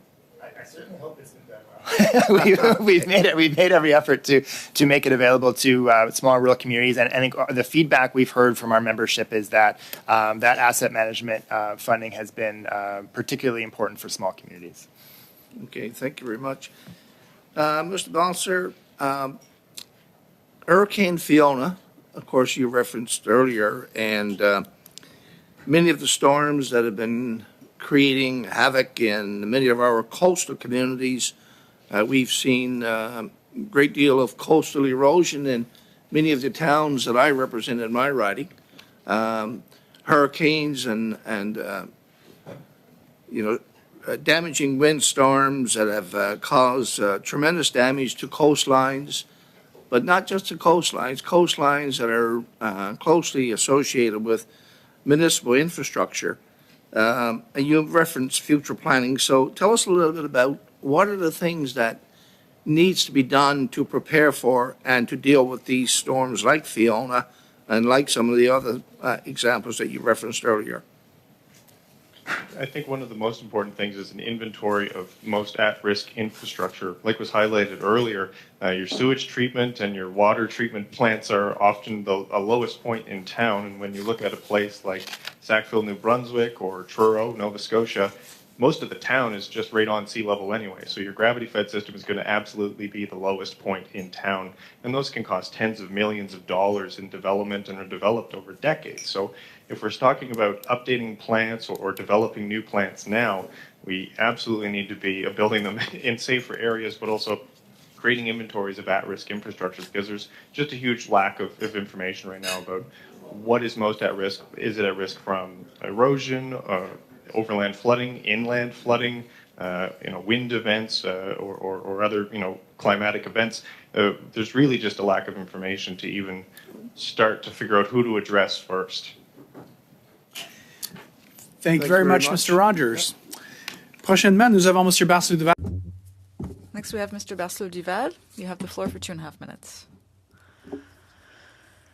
Thank you, Mr. Chair. Earlier, we talked about infrastructure needs for municipalities, and we said the ideal situation would be to have infrastructure that can be resilient and sort of deal with the consequences of climate change. But sometimes there are times as well when there's a big catastrophe, and sometimes you need military intervention. And in that case, Ottawa has more money than the municipalities. Generally, the federal government's practice is to bill municipalities when military intervention is required. So I'm wondering if that's a good thing, how you see that. Because I think if I were working for a municipality, I would be thinking, this is an emergency, but I also am aware of how much money I might be billed for bringing in soldiers to deal with this. So I'm just wondering what your point of view is on that.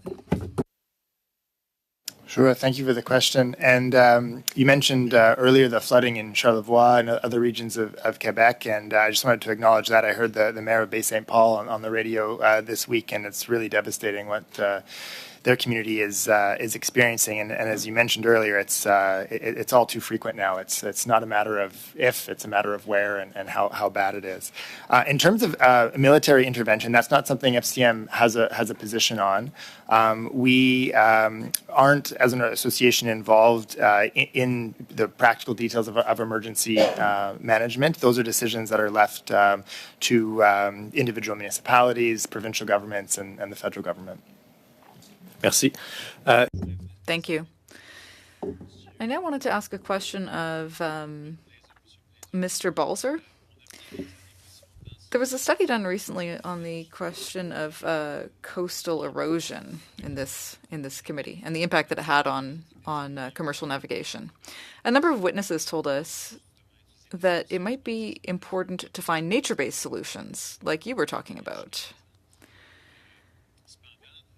However, they also said that if somebody wants to protect their land by using nature-based solutions, protect their land from erosion, that they don't really have any federal government funding to help with that. So what would you have to say about that? Yeah, I would absolutely agree that the lack of inclusion of nature-based solutions strictly on a funding basis has been, widespread at every level of government, federal, municipal, and provincial. And I also think the existing regulations really only address the use of armor rocking, seawalls, traditional gray infrastructure. There's really no space right now, particularly in the province of Nova Scotia, as I'm aware, there's really no space under the existing armor rocking and sort of coastal defense regulations under DNR that even would allow the development of even small, green shores or living shoreline projects, because they often have to project out into the water below the high water line. And there's really no permitting structure for that right now. It's far easier and far more available to your average landowner to just, like I said, throw rocks into the ocean or build a big concrete wall. That's what they see their neighbors doing. That's not even in the zeitgeist, I would say, for the average landowner to be including nature-based solutions, never mind provincial and municipal and federal infrastructure projects. Monsieur le Président, il me reste combien? Mr. Chair, how much time do I have left? 20 seconds. Do you think that more training is needed, more funding? What would help find those nature-based solutions? I think absolutely more funding and more training at every level of government, especially when it comes to infrastructure staff and policy development staff. But yeah, again, at the end of the day, funding. Nothing about this is going to be cheap, but obviously we can look at nature-based solutions as being the more financially responsible solution. Merci beaucoup, Mr. Barcelou. Thank you very much. Mr. Bachrach, the floor is yours. You have 2.5 minutes. Mr. Chair. Mr. Gemmell, earlier in your remarks, you mentioned the need to better integrate climate risk into government decision-making. I know the federal government has had a long history with attempts at this, with the climate lens for infrastructure, which has now gone through 2 or 3 iterations. Could you speak to the current state of federal government climate risk assessment in infrastructure decision-making, and then what FCM's recommendations would be to strengthen that framework? Sure, thanks for the question. So FCM has been certainly involved with Infrastructure Canada in the development of the climate lens. So for everyone's benefit, this would be federal infrastructure funding requiring funding recipients to conduct an assessment of either the emissions or the climate risk and vulnerability associated with the infrastructure. A couple of points on this. It's really important to have set the requirements, the expectations from the federal government in a way that is realistic and in line with the capacity that municipal governments have to be able to comply with those criteria. It's not really in anyone's interest to, other than consultants, to have municipalities have to spend hundreds of thousands of dollars and many months of planning timeline to comply with a climate lens that's really over and above what is needed to assess climate risk and vulnerability assessments. And so while we support those criteria, it needs to be designed in a way that is commensurate with municipal capacity. And it's certainly around climate risk. I mentioned earlier in response to one of the other questions that we can't be building infrastructure, even if it's not disaster mitigation infrastructure, in the same way as we have. It needs to comply with higher codes and standards. And so the climate lens is one way to ensure that federal funding is going towards projects that have that consideration built in. 20 seconds, Mr. Bachrach. I wanted to ask Will Balzer about his statement earlier that we shouldn't be building in known risk areas. This seems like a no-brainer. What's the federal government's role in ensuring that recommendation is followed? Yeah, again, I think when we're looking at requirements for the dispensing of funding for infrastructure projects, I don't think it's, outside of the scope of any environmental impact assessment that you would do with any federally funded infrastructure project to require that you're not tramping on, sensitive ecosystems or building it in a known geomorphic floodplain, a known area that will be, inundated by sea level rise within the next 50 years. I don't think that's outside of the scope or existing knowledge base at all. Thank you very much, Mr. Bachrach. Next we have Mr. Strahl. Mr. Strahl, the floor is yours. You have 5 minutes. Thank you very much. Certainly appreciated the testimony that we've heard today, especially from fellow British Columbians who experienced the severe impacts of the atmospheric river events of November of 2021. And Mayor Getz, I'll start with you. It's kind of shocking to learn that 16 or 18 months later, I would argue that Merritt is less protected than it was back in November. You say it's still at the same state, but you've indicated that some of your diking infrastructure has not been able to be rebuilt. When I was talking to my communities that were affected by that event, specifically the District of Hope, I was very frustrated that the senior levels of government would not allow them when they were doing emergency works to repair something like a washed out culvert or a road or a bridge, etc. They weren't allowed to build back better, if I can put it that way. The funding and the approvals were only to replace what had previously been there. Can you talk about, were there examples of that in Merritt where you could have, at the time that you were doing those emergency works in there, replacing the infrastructure that was destroyed, washed away, etc., where you could have built it up to a higher standard, but government regulations prevented you from doing that? First of all, thank you for the question. I'm going to have to preface this by the fact that I came into being mayor in November after this November. I was not involved with the flood reconstruction. I was just an ordinary citizen at the time. When we do talk about the situation that we have with the diking, in two of our areas, we still are using the temporary military dikes that, had we been allowed to actually go in and now repair those to a point where those citizens could be feeling comfortable, because the temporary dikes are now being tested for a second straight freshet, and we're a little nervous that these are going to be the exit points. It would have been nice to be able to go in right away with our own equipment and build those up to protect the citizens that are in that area. Maybe I'll ask the same question to Mayor Coyne, who I know was on the ground when the flood was happening, and I know certainly when in the Abbotsford area, Sumas Prairie, Chilliwack and Hope, when the emergency was upon us, quite frankly, there was no time for heavy-handed government regulations. People did what was necessary to protect the community.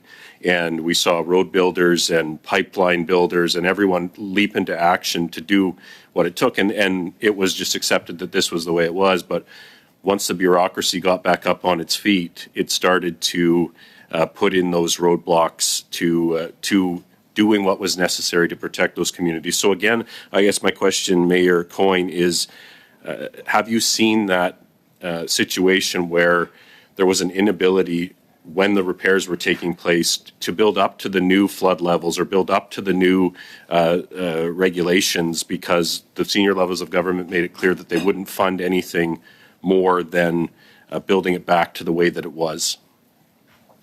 Yeah, we had that exact fight in the middle of it. One of our sections of our dike breached. It was built by the province after the flood in 1995, so it was up to the most standard code, and it breached. We brought in teams right away. We brought in engineers the next morning, and Copper Mountain Mine provided us free rock, tested free rock, and the local logging contractors rebuilt it. But at the time, we were told it had to be temporary, and we stood toe-to-toe against the provincial government to make sure that this wasn't going to be the case. Communities know what needs to be done. When I talk about need for federal intervention, it's not we want the federal government to be there with this massive bureaucracy behind us. We need you to trust us. We need all levels of government to trust us. We know what needs to be done in our communities. We do the best job that we can do for our communities. We come at it with an environmental lens and everything. We do not look down the road saying, forget about a generation from now. That's our priority. So when we ask for help, we need everybody to understand that we're asking, and it's hard to ask for help. And you need to trust us when we ask for help, because it's not frivolous. Thank you very much, Mr. Stroll. Prochainement, nous avons Mr. Yacono. Next we have Mr. Yacono. You have 5 minutes. Thank you, Chair. My first 2 questions are for the FCM. Could you tell us about the FCM's commitment to provincial governments about the standards applicable for municipal infrastructure? Now, And what reaction did you get from the provinces on this? Thanks for the question. The mandate of FCMs is entirely federal, though we do work in close collaboration with our provincial and territorial counterparts. So in Quebec, la Union des municipalités du Québec et les fédérations des municipalités québécoises. And so we work closely with them, but we leave the provincial advocacy to those association and the others in all provinces and territories. Parfait. Pourrez-vous Can you explain how large and small municipalities and also rural municipalities face climate change challenges differently? And also, how are their infrastructure needs different? And how can the federal government take that into account in order to provide fairer access to funding in the future? Yeah, thank you very much. That's a great question. And I think one of the key elements there is that communities of all sizes are experiencing acute impacts from climate change. And what's important, I think, in federal funding programs, as we've heard today, I think it's a theme of the discussion throughout the last hour, is that we need to be prioritizing investment based on risk. It's not based on the absolute project size or based on population. It needs to be based on risk and reducing risk, starting with communities that have been impacted by climate events, which I'm glad to hear has been emphasized today. One other point, though, that's been raised today that I want to emphasize is that smaller municipalities have even less financial capacity, and so in some federal infrastructure programs, FCM has called for a higher federal contribution for smaller communities, and that's we feel is appropriate. And different programs need to be designed in different ways, but when it comes to climate adaptation programming, that may be something we need to take a closer look at as well. Merci. Ma prochaine question. Thank you. My next question is for the two mayors. Would you each be able to comment on the most immediate infrastructure needs for your communities and also the longer term goals? I guess Mike's telling me to go first. The most immediate right now for us is probably a diking system. We are still exactly where we were before. Like Merritt, we have temporary works that were put on top of our system by the military. They still stand today. We have replaced water system, our water lines. We've replaced sewer lines. We still have one sewer line that needs to be replaced, and we're working on a brand new water treatment system that we've had to remove out of the floodplain. So the next big move is the diking system, and we need to make that so it's more climate, the future atmospheric rivers are going to be worse than what we experienced. So we need to be able to take that into consideration. We're no longer planning on a 200-year scale. We're planning on a 500-year scale. So I think that's the biggest thing. Will that be short-term or long-term? Well, it's got to be both. We're looking at, because we have to get DMAF in right now. So we're looking at a short-term, but we're looking at how do we adapt this over time so that the impact on our residents is fair. Because to remove 200 plus people at one time is not acceptable. Mr. Michael? Yes, we are in the same position as far as the diking. The diking, as Mayor Coyne has said, needs to be a long-term variable dike system that is able to cope with possible Q200 and possibly higher. The Q200, when we had our flood here, we were 2.6 times more of our cubic meters flow than we've ever seen before. Matter of fact, the flow was so high, it damaged the sending equipment, actually tore it away, so we lost how high the river actually was. So long-term diking is very important that it's done correctly, and it's also done in respect with the First Nations community because a lot of these sacred areas were damaged and have actually disappeared. So long-term on that, there has to be that as well. Thank you very much, Mr. Getz. Unfortunately, there's no time left for that slot. Next, we have Dr. Lewis. Dr. Lewis, the floor is yours. You have 5 minutes. Thank you, Chair. Mayor Coyne, I just want to hear about, I heard that there is a community, Princeton, I believe, that still does not have potable water. Is that correct? That's us. Yeah, we have to replace our two of our wells. It's just bureaucracy, to be honest. I'll leave it at that, to be nice. How long has that been going on? Since the flood. So since November 2021, we have been without drinking water on about 2/3 of our community since then. Next question's for Mr. Gimmel through the chair. I represent a rural community of Haldeman, Norfolk, and my community borders Lake Erie. Every year, there's flooding issues from the freeze and thaw cycle, and that is current, and it is also ongoing issue. I'm concerned that the federal programs are not sufficient to access by the majority of small, rural, and remote communities. It appears that there's a lack of accessible funding for communities like mine in the disaster and resilience funding. And you spoke to the $1 million threshold. Can you please comment on what you're hearing from rural municipalities, including any suggestions of resolving such problems like that exist in my community? Question. I certainly agree with that concern. That's been a concern of the federal government, and maybe just some background for all of your colleagues. The Disaster Mitigation and Adaptation Fund, when it first came in, had a $20 million minimum project threshold. And so it was really only very large structural mitigation projects that were eligible even off the start. It excluded a lot of smaller rural communities and even smaller projects that were still important in cities. And so FCM advocated strongly to have that threshold reduced, and we were successful in having it reduced to $1 million total project costs, scoping in a lot more projects. But there are still barriers for rural municipalities, and a big part of that barrier is the complexity of the application form and the application process. Municipalities have to hire consultants just to apply for the funding.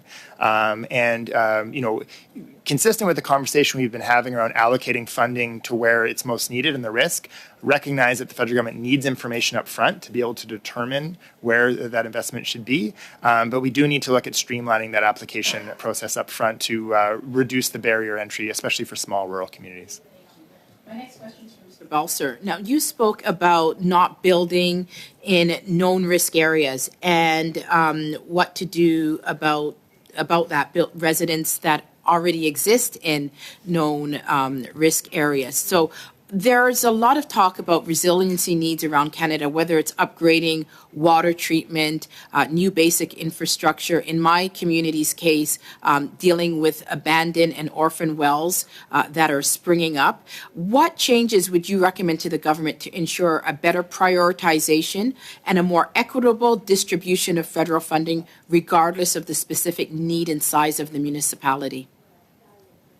Yeah, again, I would point towards an inventory. We're really at a total lack, I think, at this point of exactly, what infrastructure or communities are at most risk of what particular impact of climate change. So it's very hard to make those assessments. Like you said, it's almost a burden on the municipality to prove how much they've been impacted or at how much risk they are from a particular effect of climate change, rather than the government being able to point to a decision matrix that's and an inventory that's already been sorted out.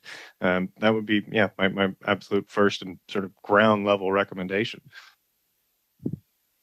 You said, are you advocating for a quasi or something familiar to a national infrastructural vision or plan for investments overall? Yeah, absolutely. And again, like you said, focusing on risk rather than just on population or on cost. We have to address the communities that are already and have historically been facing the effects of climate change first, and then move progressively through that decision matrix and risk level. Okay, well, thank you so much. I hope that we will be developing some sort of national plan, and I hope that this is a nonpartisan initiative that we can work collaboratively at. Thank you very much, Dr. Lewis. Next and finally for today, we have Mr. Badaway. Mr. Badaway, floor is yours.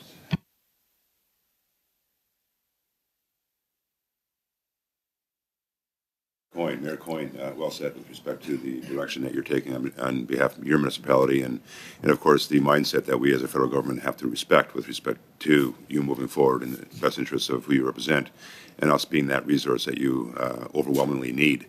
I'm going to ask questions and concentrate on affordability, emphasizing, Mr. Gemmell, to your points earlier on a disciplined structure of municipal, one, official planning. Following that, two, the secondary planning, adding the capacity with respect to the infrastructure that's needed to satisfy what the official plan is actually identifying. Three, then therefore, is the asset management, ensuring that not only the life cycle but also the replacement of those assets are being looked after. And finally, the capital budgets that attach to that becoming somewhat non-discretionary, and allowing the asset management plans to actually drive the capital budgets, and therefore very little debate at the council level needed because of the disciplined structure of asset management planning. However, affordability, alleviating the financial burdens on municipalities and therefore property taxpayers and water bills. Currently, we have the Canada Community Building Fund, we have the Green Municipal Fund, we have the Disaster Mitigation Fund, we have the climate pricing. We talk, the Conservatives often talk about the climate, the carbon tax, and we refer to it as carbon pricing. And a lot of that, 10% of it actually, goes to municipalities and to deal with these very issues. Besides the amounts that go to individuals, 10% go to municipalities, once again, to offset those property tax bills and those water bills. So my first question is, how are these funds alleviating financial pressures on property taxpayers and water bills? Second question, do you think we should consider expanding these funds? The obvious answer is yes, but give me the how. To include community CIPs, community improvement plans, adaptation of infrastructure to face climate change challenges. And they complement each other. When you look at, in particular, with respect to community secondary planning, that takes into consideration the pressures of climate change. They're all one and the same. But again, if you can comment on that, as well as the need for upper levels of government, provincial, federal, to actually expand on those very programs that we're actually taking advantage of right now. Sure, thanks for the question. I think, Mr. Badaway, what you're speaking to here is, how we allocate the costs of climate change, which is admittedly a big challenge. There's historic decisions. Like one of the mayors mentioned that their settlement is 160 years old. Predate any knowledge of climate change, right? And there's been decisions after decisions that have been made around how communities have developed. And I think it's appropriate that the costs of protecting those communities, of in some cases relocating neighborhoods, is a shared cost, a cost that the federal government shares in, provincial government shared in, municipalities share in. There's also a local financial liability that local taxpayers have around these, and it's incumbent on municipalities to manage and mitigate that risk. And that, I think gets to, the role of insurance as well, and how that risk is priced and passed on to individual homeowners, business owners, which is the direction that we should be moving in. But we need to make sure that we're not leaving whole communities behind with unaffordable insurance. So I think we need to move in that direction cautiously, but steadily. And that's a great point, by the way. But I guess when you look at the operating side of the budget and financing of the debt that's often taken on by municipalities because of the capital work they want to accelerate, do you find that expanding, for example, once again, the Canada Community Building Fund, which used to be the gas tax fund, the Green Municipal Fund, the Disaster Mitigation Fund, do you find that expanding those will alleviate and actually rid municipalities of the need to finance debt to their operating, and therefore mitigating the financial burden on both the water bills and the property taxpayers? Yeah, I think it's critical. The municipalities, as you know, are prevented by provincial legislation from running deficits, and they can borrow for capital, but not for operating. And so there's real financial limits there. The Canada Community Building Fund is a very efficient, effective tool that transfers money directly to municipalities based on population, and it's predictable, so municipalities can plan for it. As I mentioned earlier, which is one of the chief benefits benefits of that program. And that is certainly a way that we can take some of that local financial risk and spread it out of individual communities. And it's sustainable. So therefore, a municipality can take that fund that they know is going to be coming year after year annually and accelerate a lot of that infrastructure work. That's right. Get it into the ground, alleviating the pressures on property taxpayers and water bills by taking that financing of that debt off the operating and allowing that fund to actually pay for that debenture. That's right.